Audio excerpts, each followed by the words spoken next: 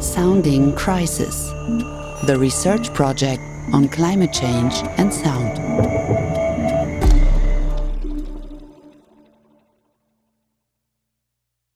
Hi everyone, welcome to this little online kickoff, our way of hybrid. First an online half an hour and then a drinking and chatting hour or so around the department. My name is Holger Schulze, as most of you know. I'm a professor in Musikwissenschaft here at the University in Copenhagen, leading the Sound Studies Lab, and I have the honor to welcome a new guest this semester, Ania Mauruschat, who joined 1st of September. She started her new position as a Marie Curie postdoc research fellow, funded by the European Commission here. And she will stay with us 2 years. Ania is originally a radio journalist and sound studies scholar from Germany. Now that sounds a bit quick and simple, but she was a radio journalist for a long time. So she is really a professional, worked for 10 years full-time at Bayerischer Rundfunk in Germany, and then for at least another 10 years, half-time, part-time, doing projects. So really a professional in the best sense of the word, and also in the sound studies field. I might say in the last years, she definitely was one of the most important and prolific German researchers within the German institutions, leading work groups, leading other activities. So definitely very happy to have her here with us today. And in this little half an hour, with also open to questions, of course, if you raise your digital hand, we can call you into a question. I will pose some first questions and then we will see. And my first question to Ania is, of course, to open up the topic. What is behind the title of your project, Sounding Crisis?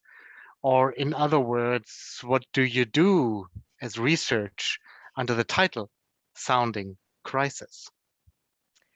Well, it's a research project, so that means I'm going to find out something, which I don't know yet. So, but I have a hunch, an idea what I want to find out. And I think the main idea behind this research project is that climate change, which certainly can be regarded as one of the most urgent and pressing topics of the 21st century, and which also has been very well known by scientists for a long time already, and also by responsible companies, by the way, but it didn't become a huge issue, and suddenly it started to become an issue. And I think that is my main idea behind this research project, that this is related to sound, that there was some point in the last years when things became so severe and urgent that the crisis, so to speak, started to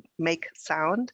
And that's what I would like to look closer at and find out about. So I think for the way the project is designed, it has two main foci. And so I'm looking at something that I call in the subtitle of my project as the sonic agency of Cognate Energies for climate action in Denmark, Greenland and Australia.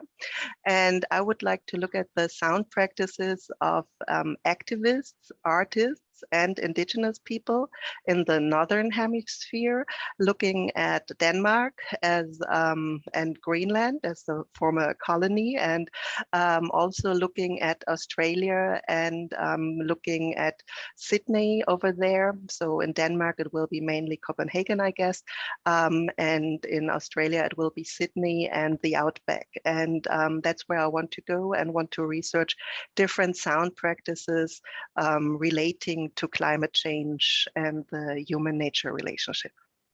And as I know, you will start already in October, your first journey to Nuuk. Can you tell us a little bit about that, what you're doing there? Yeah, well, I'm really happy that I could attend via Zoom one of the sessions at the University of Copenhagen, where also some people are, of course, researching on Greenland. And there was a PhD candidate who recommended to me to go to the Nuuk Nordic Culture Festival, which is a biennial festival that will take place. And so I just booked my flight and my hotel and go there. And I don't know very much about it yet, but I'll bring my recording device. And of course, the program is showing up now online. And I hope to meet, Greenlandic artists from all over Greenland coming to Nuuk, the capital, and getting to know their music, sound practices, making relationships, meeting people, and building it up from there. No, thank you, Ania. We already know that how the crisis sounds is one of your issues, and also bringing together sound studies and energy studies, which are both, I'd say, equally recent and new and pretty trans or interdisciplinary areas. And also you mentioned your two field research areas, Greenland and Australia. Now, for me, the question is, what are the first persons, or who are the first persons or the first artists or performers you're thinking of interviewing, and what is the direction you want to go here? So who might be one of the first persons you speak to, maybe in Nuuk, but also in other contexts you soon will be investigating? Well, for my project, for the application, which I handed in at the European Commission, I already was researching about Danish and Australian climate activists and Fridays for Future activists, of course. So I will attend the next global climate strike protest rally, which will take place in Copenhagen too on the 24th of September. And there I will, of course, observe the soundscape and also connect with activists over there. And also, in case I'm going to Australia, I would do the same with the Australian youth climate movement and their activists. But it's not quite sure if it's possible to go to Australia. We'll see. And so I also have two artists in mind, which I came along in my research in the last weeks. But as you mentioned, it's very early on now. But of course, there is a story before the project starts. And so I also came in contact with, I hope I'm pronouncing her name correctly. It's Aja Helena Stjärna. She is a Swedish sound artist who does sonifications of climate change. So, for example, also melting ice from the North Pole. She did an installation, I think, in the opera of Oslo, and you could listen to the melting of the ice. Or she also did a sonification of the traffic that's going on in the Baltic Sea. So I think her work is very interesting for me, how she makes these sonifications. Or there is also Joyce Hinterding. She is an artist from Australia. I met her already when I visited Australia. And she does also research projects with natural radio and also energies and making them audible as well. Or she did a very impressive installation at the Ars Electronica with her partner David Hines about the sun and the power of the sun in Australia. So I'm going to look and listen to their always sound related artistic projects. And then I also hope that I will get in contact with indigenous people from Greenland and Australia as well, because one of the, how do you say,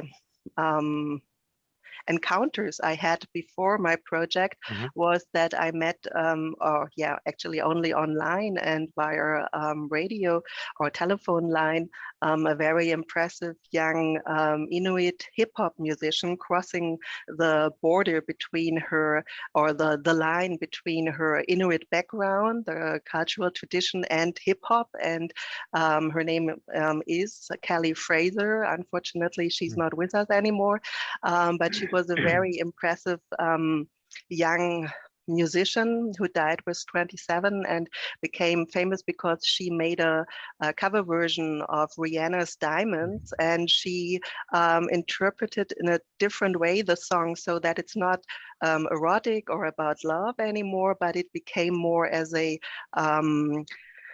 praise and declaration of love for the country and for her home area, which is Nunavut in Canada. So I'm sure that I also will meet people from Greenland, young people who are doing that. I know about hip hoppers there already. There is a researcher from the University of former PhD, I think, Andreas Otte, who worked on the Greenlandic pop music scene. So yeah, that's what I'm going to gather and research in the next weeks and months and 2 years. Yeah, I might add, because I saw her smiling before she had to turn off her camera, probably Seneca Groth, if I remember that right, wrote recently together an article with ASA. Oh, so you should also get together, and I'm very sure there are more connections. Of course, Andreas Otte is a is a well-known person here around, and also other.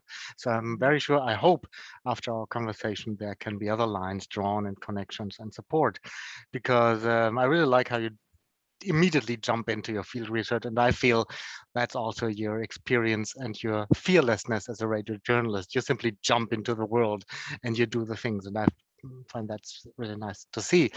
And one of the examples for that, I feel, is also the podcast. You are thinking of starting and have actually started. You told me earlier that it's already on Spotify and some of the portals where you get podcasts.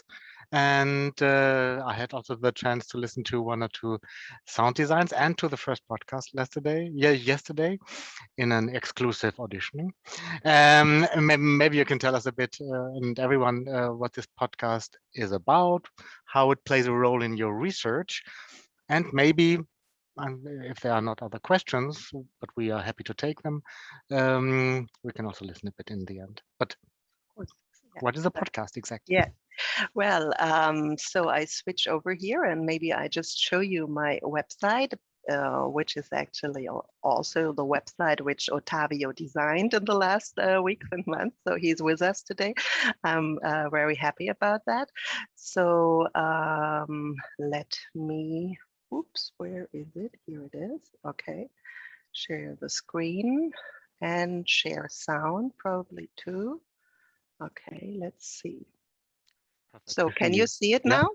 Okay, perfect. So this is a website with a very nice logo, which I also put behind me, so you could see I'm totally branded already with this project. No.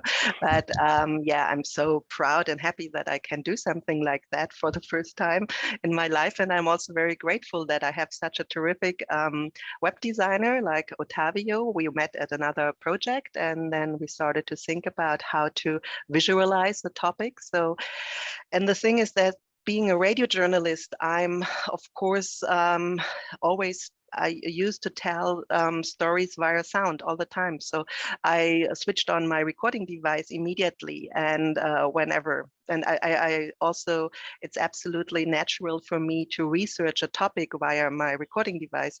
And so I also find it that it comes more easy with me to work with sound and research with sound as writing. Well, of course, I also have to write as a scientist, but yeah, sometimes it's such a big topic, and I just thought that my recording device and my website and my podcast, they will become something like a notepad where I just will collect material. And I'm also convinced that this topic is so urgent that I don't want to wait until it is published in a peer-reviewed article or as a book. In the end, maybe after 2 or 3 years, that I would like to share findings which I find important and interesting as quickly as possible. And so now I'm going to show you a little bit around on this website. The address is soundingcrisis.eu, and it's not only meant as a publication tool for me, but of course it's also where you can find me in the net and where you can reach out and get in contact, because of course I would be very grateful for anyone contacting me. So here you see that there will be blog posts too. Of course I will write too. There is a little description about the project. Then we are going to have upcoming events so you can see what I'm doing. And here we have, well, this is me, and there will be the newsletter where you can sign up. It's not properly working yet. I hope it will be working by tomorrow. But so this is all the first page, and then you can click on the podcast, and here you have the description of the first episode, which did Ottavio great today. And here you have on Spotify already the trailer for the first episode. And yeah, here I'm supposed to publish around about 15 episodes within 2 years, but actually I think it might become more, as I will switch on my recording device as often as possible. And for example, also report about the Nuuk Nordic Festival or interviews I will do. And yeah, and if you want to, we can just maybe start the trailer. I'll just play it. Can you hear? Sounding Crisis, the research podcast on climate change and sound. How dare you? How dare you? How dare you? How dare you? How dare you? How dare you? How dare you? Climate catastrophe. Temperature rising. Climate action system. Change climate. Hi, welcome to the pilot episode of Sounding Crisis. My name is Ania Mauruschat. I'm the host of this research podcast on climate change and sound. And then it goes on for around about 5 minutes, in which I will tell you actually in a danced version what I told you already. But let me please take this chance not only to thank Ottavio for the terrific work of making this website and putting everything online, but I also would like to thank Rainer Schaller, Matthias Röckel, and Caro Matzko, who did the sound design. They were former colleagues from radio in Munich. And who else? Yeah, Leon Fiedler, he helped me to get everything mixed. And yeah, Fabian and his colleague Jan, they helped me how to get that online, and Heather was proofreading it. So a lot of people involved in making such a short podcast trailer actually by now. Thank you. I'm really impressed how you already used the time before to ramp something up, because I think you need to be prepared for such a podcast, and your professionalism, of course, leads into that. Right now, we have a bit of time. Are there any further questions, requests for clarification, or additions, or contact, or remarks, where to move on? What other aspects that come to your mind that you wish to contribute right So there are now? some questions or something in the, I'm looking at the congratulations, which are Oh, nice. thank you. People need to go on. Thank But maybe you there so are much. other connections. Mhm.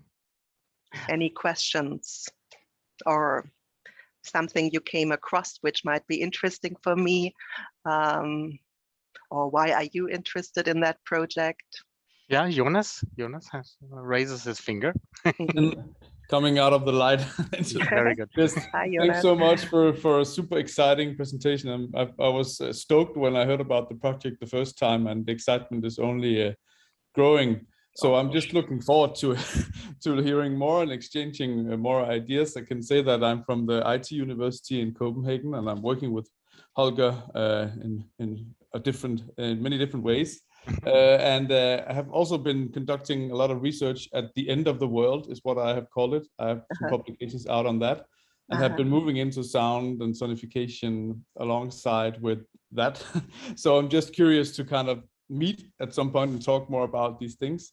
I can also say we have now in our lab at the IT University, our Affective Interactions and Relations lab, the AIR lab, we have a visiting artist in residence, Louise Fu, who actually just completed a sound installation certification installation for the new Ice Fjord Museum in Greenland, called 11 Movements of the Cryoscape, where basically she takes the data about seismic movement, which is actually interestingly produced as sound data, but with such a low pitch that you cannot hear it.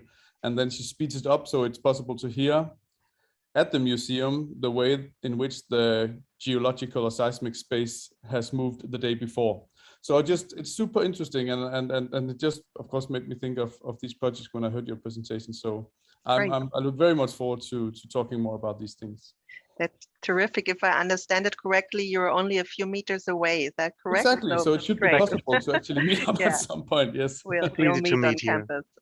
Perfect. I'll get in touch with you. We got the email addresses, and looking forward to talk about that. Yes. Thank you so much. Thank you, Jonas. I might also take a chance to introduce the lady wearing the great shirt with acid communism on it, referring to the late Mark Fisher's concept. Because I'm very happy that she joined us. She wrote a speciale with me on the topic of eco-criticism within popular music. A pretty big and also pretty heavy lift she did there on representations of eco-criticism within popular music and the, if you will, inner contradictions of doing that. And I also just simply want to bring you in touch by here, and I'm happy to exchange mails. And of course, maybe if you want to join us with a question, I would be very happy. But it's always nice to see at least people and see that they're working on similar topics. Mimi. Thank you so much for presenting, Ania. I think it sounds like a super cool project, and I'm looking forward to following along. I also kind of want to work further with what I did for my speciale, maybe go into a PhD, and I'm working on currently trying to put something together to like a project description. My focus will maybe more on eco-aesthetics and like not so much field work, I think. But maybe if you want to elaborate on your methodology and like what your thoughts are on how you proceed with everything. Like, is it interview based, or like, what do you prefer? Well, thank you very much. It's an important question, of course. So as I mentioned, for now, I'm just collecting and gathering and doing also doing desk research and literature review, of course, because there are some very important, interesting publications. For example,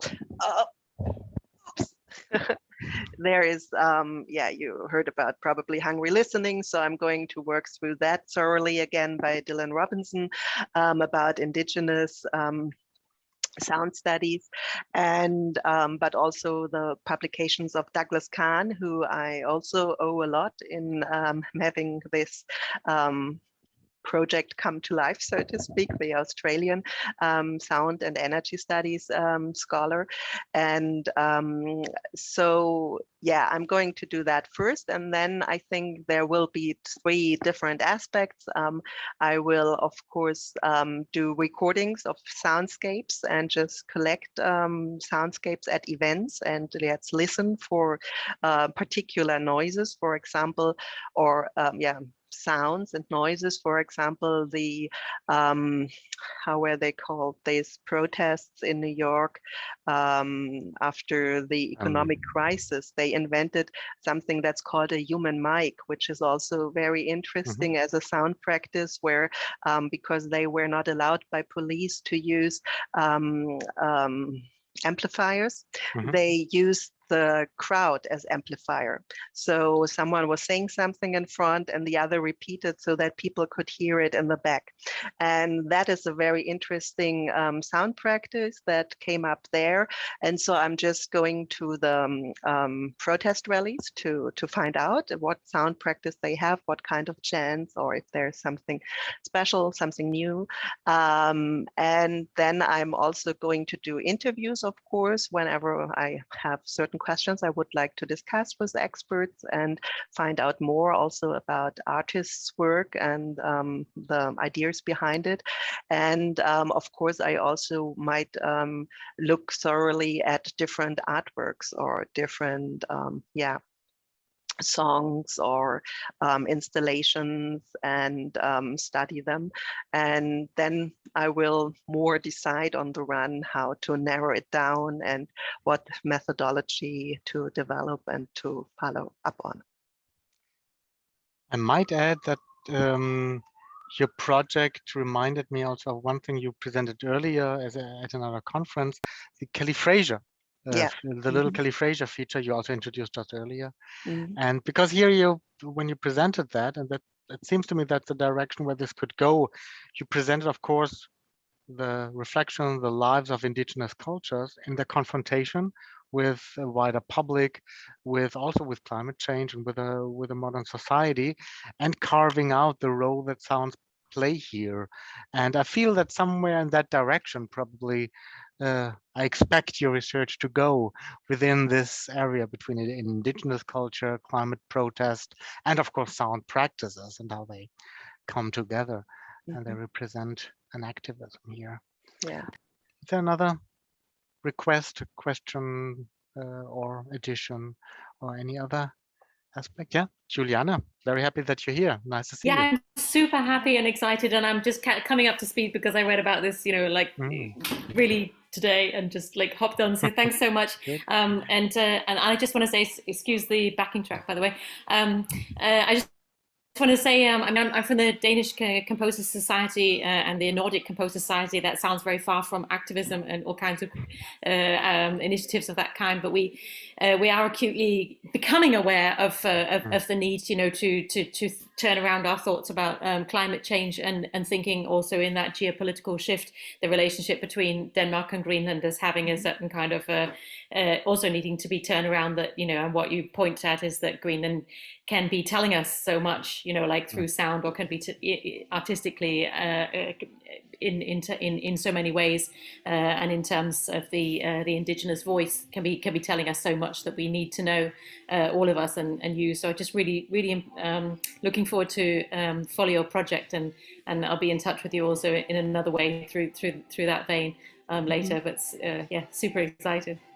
Thank you very much, Juliana. And I also got your email address because I sent you the link, I think. So it's great that we are connected already. And I think what I also find interesting, and I have to be open in my research, of course, that's what it is about, I think, but also more traditional classical background of musicians, or as you say, the Composer Society, because I think that this latest report by the IPCC, which was published in August, and that tells the urgency of climate crisis, and it has also been called a war cry, and I think that is affecting so many people from all different backgrounds, and so there might be so many different articulations via sound. And so it's not only the activism, and it's maybe not only the catastrophe soundscape, which I have been researching before when I did a epistemology on radio art, but because radio is very strong associated with catastrophes, of course, too. But I'm calling it sounding crisis, and crisis is something different. I think it's not only as negative as the catastrophe might be in the normal understanding. Also, etymologically, it also is a turning point, so can be also something good, the catastrophe. But the crisis is also a moment of decision.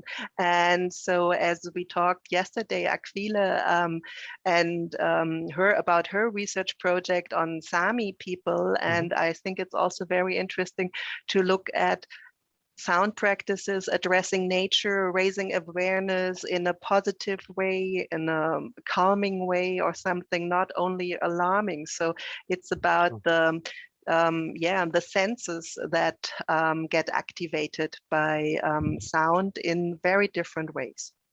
True. And regarding the sensors, I must admit we can by now only cling the glasses in digital, like I just did in the chat. But if you're around, or if you can come in the next 15 minutes to Building 16 at ECOCOR on Central Campus, we're happy to welcome you around the corner, and we'll open some glasses and have a chat and have a drink. So to everyone who can do that, we will see us in a few minutes downstairs. To all others, I'm very sure Ania is welcome to receive your mails and contact and maybe meet in the next weeks and months to come, because this is why she's here. So yeah, thank you, Ania, for setting Thank this up you. and preparing all this project and putting all this immense work into that. I'm also curious to further hear from you and hear the next podcast episode. I'm pretty happy to be able to follow your research even closer as in normal ways by Yeah. listening into your material, which is brilliant, I feel. Mhm. And yeah, thank you all for joining this little kickoff launch conversation chat here. Yeah. And maybe in a few seconds we can cheer and have a drink. Yeah, Okay. well, thank you so much, Holger, for hosting this, and thank you to all of you for your interest. It's a great privilege, and I'm very happy and grateful for that. So have a lovely day, and looking forward to stay in contact. And